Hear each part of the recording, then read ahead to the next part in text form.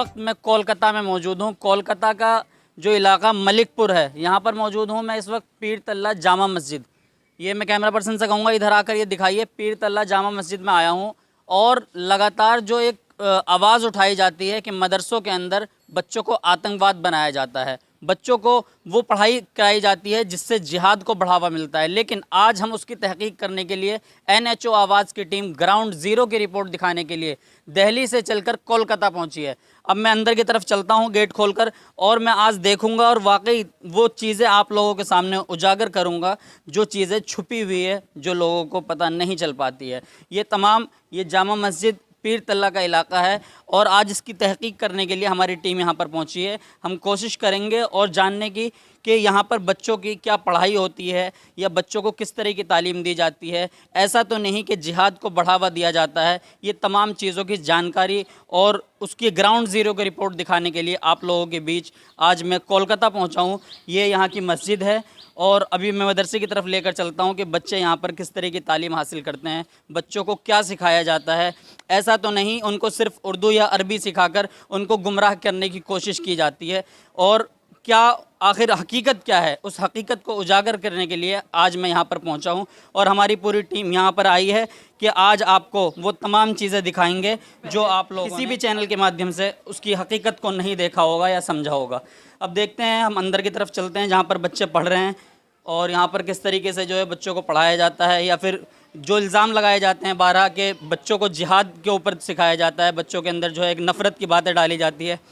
Camera person से कहूँगा दिखाएं, इस तरफ जो है तमाम बच्चे बैठे हुए हैं और सामने की तरफ ये तमाम बच्चियाँ बैठी हुई हैं। ये तमाम पढ़ाई किस तरीके की होती है, क्या इनका मैनेजमेंट है, क्या इनका सिस्टम है, उस तमाम सिस्टम को आज हम किसी और से नहीं बल्कि इन बच्चों से ही जानेंगे। बच्चे आखिर क्या कहते हैं, बच्चों को किस तरह की तालीम दी जा रही है। और यहाँ पर कुछ बच्चे हैं, देखिए यहाँ पे ब्लैक बोर्ड पे कुछ लिखा जा रहा है। अभी हम बच्चों से पूछेंगे कि किस तरह की पढ़ाई हो रही है यहाँ पर। हाँ बेटा, क्या नाम है आपका? मोहम्मद सादुर रहमान। अच्छा सादुर रहमान साहब, ये बताइए आप यहीं पर रहते हैं, घर से आते जाते हैं रोज़? यहीं रहते हैं। यहीं रहते हैं जी। क्या पढ़ाई होती है आपकी? कुरान शरीफ पढ़ाया जाता है आपको, उर्दू या फिर कुछ और भी पढ़ाया जाता है साथ में? कुरान शरीफ पढ़ाया जाता है और अल्हम्दुलिल्लाह इंग्लिश, हिंदी और बांग्ला, मैथ सब पढ़ाया जाता है। हिंदी इंग्लिश भी पढ़ाई जाती है आपको? जी। कोई आता है पढ़ाने के लिए? आपके मदरसे वाले जो मौलाना ये पढ़ाते हैं? नहीं आता है पढ़ाने। पढ़ाने के लिए बाहर से आते हैं? कब से पढ़ रहे हैं आप यहाँ पे? पढ़ रहे हैं 5-6 साल से। 5-6 साल से पढ़ रहे हैं आप? जी। अच्छा, तो मतलब आपको जो है हिंदी इंग्लिश तमाम चीज़ें यहाँ पे सिखाई जाती है? जी। यहाँ पर लिख रहे हैं, इनसे जानने की कोशिश करते हैं। क्या नाम है आपका? मोहम्मद सनाउल्लाह। मोहम्मद सनाउल्लाह। ये बताइए आप यहीं पर रहते हैं या घर से आते जाते हैं? ये 24 घंटे यहीं रहते हैं। अच्छा, यहाँ पे रहना खाने पीने का सारा सिस्टम आपका यहीं पे है? जी जी जी। अच्छा, आप ये बताइए कि यहाँ पर क्या क्या चीज़ पढ़ाई जाती है आपको? ऐसा तो नहीं मतलब आपको गुमराह किया जा रहा है यहाँ पर रख के, जैसे इल्ज़ाम लगाया जाता है बार बार कि बच्चों को मदरसे के अंदर रख के गुमराह किया जाता है। आपको क्या क्या पढ़ाया जाता है यहाँ पे? यहाँ पे मैं तो फ़िलहाल हाफिज़ हो चुका हूँ। अच्छा। और अब मैं अंग्रेज़ी तालीम हासिल कर रहा हूँ और इंशाअल्लाह अल्हम्दुलिल्लाह मैं इस साल जो है माध्यमिक एग्ज़ाम भी दूंगा। माध्यमिक मतलब 10th का एग्ज़ाम? जी जी, मैट्रिक का एग्ज़ाम। अच्छा, जी मतलब हाफिज़ के साथ साथ 10th का एग्ज़ाम भी मतलब इस मदरसे से कराया जाता है? जी जी जी। अच्छा, तो आप कब से पढ़ रहे हैं यहाँ पे? तकरीबन 5 साल से। अच्छा, मतलब देखिए मैं अपने दर्शकों को वो चीज़ें दिखाने की कोशिश कर रहा हूँ कि 5 साल में इस बच्चे ने हाफिज़ कुरान बना, मतलब हिफ्ज़ को मुकम्मल किया और उसके साथ साथ 10th का एग्ज़ाम इस बार देंगे। जो लोग ये इल्ज़ाम लगाते हैं कि मदरसे के अंदर बच्चों को आतंकवाद बनाया जाता है, मदरसों के अंदर बच्चों को जिहाद की तालीम दी जाती है, जी हाँ, ये जिहाद ज़रूर है लेकिन जिहाद दूसरे तरीक़े का है। जिहाद है कि बच्चों को हाफिज़ भी बनाया जा रहा है, बच्चों को 10वीं भी कराई जा रही है। ये एक बहुत बड़ी कामयाबी कह सकते हैं। ये हाफिज़ सादिक साहब का मदरसा है।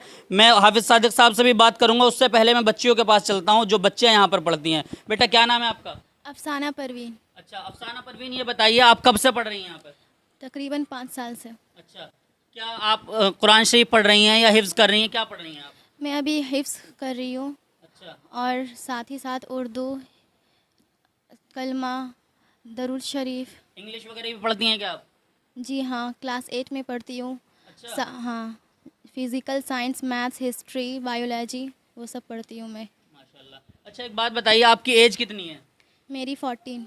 अच्छा, देखिए इस बच्ची से आपने सुना कि ये 14 साल की बच्ची है, कुरान पाक हिफ्ज़ कर रही है, प्लस 8th क्लास में है। ऐसी कामयाबी आपको आज दिखाने के लिए हमारी टीम दिल्ली से चलकर कोलकाता पहुंची है और कोलकाता में आज ग्राउंड जीरो की रिपोर्ट में आज आपको एक मदरसे की तहकीक दिखा रहा हूं। एक बच्ची और मौजूद है, क्या नाम है बेटा आपका? मेरा नाम सिद्दीक़ा खातून है। मैं मदरसा महमूदिया तालीमुल कुरान में पढ़ती हूँ। मैं दर्जा पंचम में हूँ। जी, मैं कुरान शरीफ, उर्दू, हदीस, कलमात, मालूमात, इस्लामी तालीमात भी हासिल करती हूँ। मैं स्कूल की तालीम भी हासिल करती हूँ। क्या उम्र है बेटा आपकी? मेरे 15 साल। 15 साल। जी। आपका क्या नाम है बेटा? मेरा नाम शाइस्ता परवीन है। मैं मदरसा महमूदिया तालीमुल कुरान में पढ़ती हूँ और मैं यहाँ पर मपारा पढ़ती हूँ, उर्दू कायदा, फिर हिंदी इंग्लिश भी पढ़ती हो? जी। अच्छा, क्या उम्र कितनी है आपकी? 10 साल। 10 साल।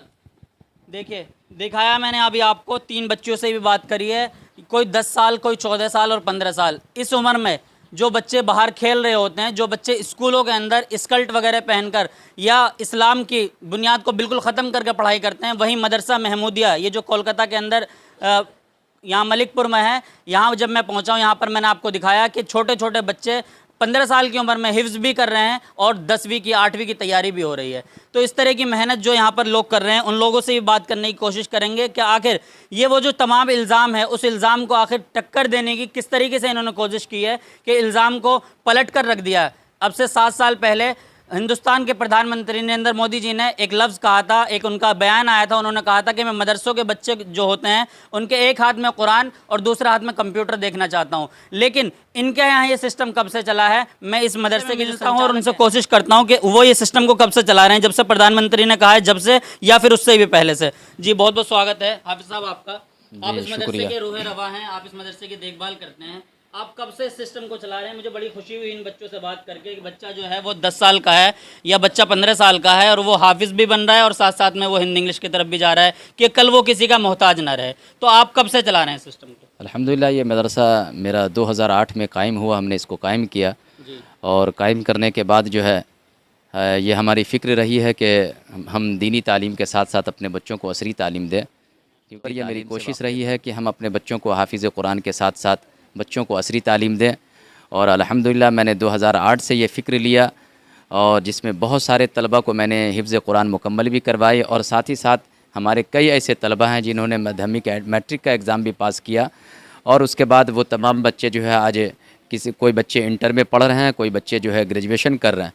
तो ये तमाम चीज़ें अल्हम्दुलिल्लाह हम लोगों ने जो फ़िक्र किया था वो उसमें हम लोग बहुत हद तक इम्कान कामयाबी को हासिल कर रहे हैं और मज़ीद फ़िक्र है कि हम अपने बच्चों को बेहतर तरीके से दीनी तालीम के साथ साथ असरी तालीम दे दें, ताकि वो ऐसा ना हो कि जो आज मदरसों पर जो तनकीदें की जाती है कि ये बच्चे सिर्फ कुरान सीख करके हदीस सीख के किसी जिहादी बन रहे हैं मदरसे में जो है, इस तरह के। जी हाँ, तो इसलिए हमारी कोशिश हो कि ये बच्चे मोहताज नहीं हो, दुनिया के वो हर शोबे में वो अपने काम को अंजाम दे सके और वो किसी का मोहताज नहीं हो। तो अल्हम्दुलिल्लाह हमारे बच्चे जो है वो दीनी तालीम के साथ साथ असली तालीम भी बड़ी मेहनत और मुशक्क़त के साथ हासिल कर रहे हैं।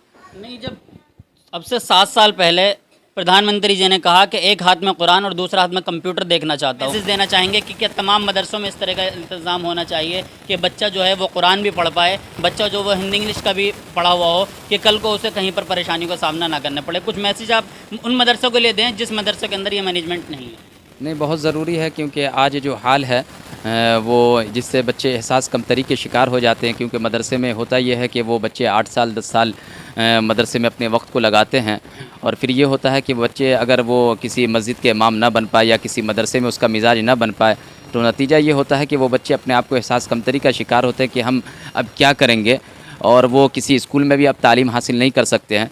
नतीजा है कि वो अगर कोई अपनी बिज़नेस करनी चाहे तो वहाँ पर वो एहसास कमतरी का शिकार होता है कि मैं तो हिसाब इंग्लिश वगैरह जानता नहीं हूँ।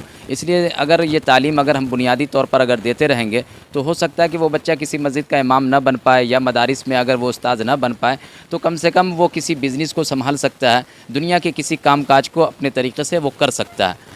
तो हमने इस चीज़ का जो बहुत सारे मदरसे के तालिबे इल्म में इस चीज़ की कमी को देखा है। हम अपने तलबा को इस चीज़ का मोहताज नहीं रखेंगे जिससे वो इब्तिदाई तौर पे भी किसी चीज़ को अंजाम ना दे सके। तो अल्हम्दुलिल्लाह जब इस फ़िक्र को लिया तो अल्हम्दुलिल्लाह आज हमारे यहाँ बहुत सारे तलबा हैं जिन्होंने मैट्रिक का एग्ज़ाम पास किया और अल्हम्दुलिल्लाह बहुत अच्छे तरीके से, जहाँ तक मेरी कोशिश हो रही है कि हम इन तलबा को पूरे तौर पर गाइड करें जिससे ये तलबा असरी तालीम यानी दुनियावी तालीम भी भरपूर तरीके से हासिल कर सके और ये तलबा हाफिज़ होने के साथ साथ, आलिम होने के साथ साथ ये तलबा अच्छे प्रोफेसर्स भी बन सके, अच्छे टीचर्स भी बन सके, अच्छे इंजीनियर्स भी बन सके, अच्छे IPS भी बन सकते हैं। और अगर इनका गाइड अगर अच्छे तरीके से किया जाए, रहनुमाई किया जाए, तो ज़रूर ये तलबा उस कामयाबी, उस मंजिल को भी पा सकते हैं। बहुत बहुत शुक्रिया हाफिज़ साहब। तमाम चीज़ें सामने हैं। कुछ लोग यहाँ पर जो पढ़ाते हैं उन स्टाफ से भी बात करने की कोशिश करेंगे कि वो बच्चों को यहाँ पर पढ़ाते हैं, बच्चों को किस तरीके से मैनेजमेंट है। हाफिज़ साहब ने पूरी बात वैसे बता दी है। जी हाफिज़ साहब, आप यहाँ पर बच्चों को पढ़ाते हैं, कितने समय से पढ़ा रहे हैं आप? जी मैं 1 साल से पढ़ा रहा हूँ। इससे पहले मैं इसी मदरसे में ज़ेर तालीम था और मैं इसी में पढ़ता था और माशाअल्लाह मैं इस मदरसे से हिफ्ज़ कुरान मुकम्मल किया और शोबा क़िरात भी पढ़ी और 10 का एग्ज़ाम भी दिया और आज मैं इंटर में ज़ेर तालीम हूँ और आज मैं इस मदरसे में पढ़ाता भी हूँ। मतलब आप यहीं से पढ़े हैं और यहीं पर पढ़ा रहे हैं। आपने हिफ्ज़ भी मुकम्मल किया है, 10th का एग्ज़ाम भी यहीं से दिया है और अब 12th की तैयारी कर रहे हैं आप। जी तो मतलब ये सारा मैनेजमेंट आपके इसी मदरसे का है? जी जी इसी मदरसे के। अच्छा, बहुत बहुत शुक्रिया बात करने के लिए। देखिए, इन्होंने यहीं से तो खुद पढ़ा और उसके बाद अब यहीं पर पढ़ा भी रहे हैं, मतलब यहाँ के ये स्टूडेंट भी रहे हैं और यहाँ पे अब ये उस्ताद भी हैं।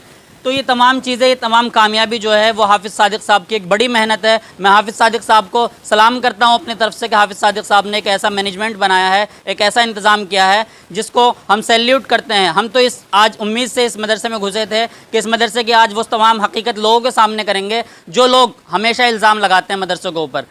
तो ये तमाम चीज़ें आप लोगों तक पहुँचाई है। कैमरा पर्सन गुफरान के साथ मैं मोहम्मद ज़फ़र।